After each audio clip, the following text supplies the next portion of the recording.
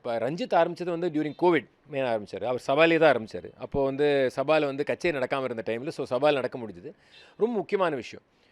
அதோட அடுத்த இடம் எங்கே இருக்கணும்னா இந்த 2 உலகமும் மீட் ஆகணும். இப்போ 2 தனி உலகமாக நடக்கிறது. அப்படி நடக்கக்கூடாது.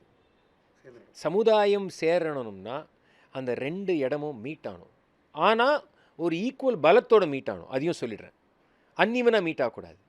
ஸோ இந்த 2 இப்போ மார்கழியில் கர்நாடக இசை பரதநாட்டியம் நடக்கிறது ஒரு பக்கம். அதில் மாற்றங்கள் நான் என்ன முடியுமோ நான் பண்ணுறேன். ரஞ்சித் வந்து மக்கள் இசைன்னு சொல்லி அது ஒன்று கொண்டு வந்துட்டுருக்கார். இந்த 2 ஒரு சூழல்களும் 2 கலை என்ன சொல்கிறது கலக்கங்கள் சொல்லலாம். கலையோட ஒரு பாஸ்கெட்ஸ் சங்கம் ஒரு பாஸ்கெட்ஸ் கூடைகள் கலை கூடைகள்னு வச்சுக்கோங்களேன். இந்த 2 கூடையும் சேரணும். அது சேரும்போது இது நிஜமான ஒரு சென்னை மார்கழி விழாவாக மாறும்.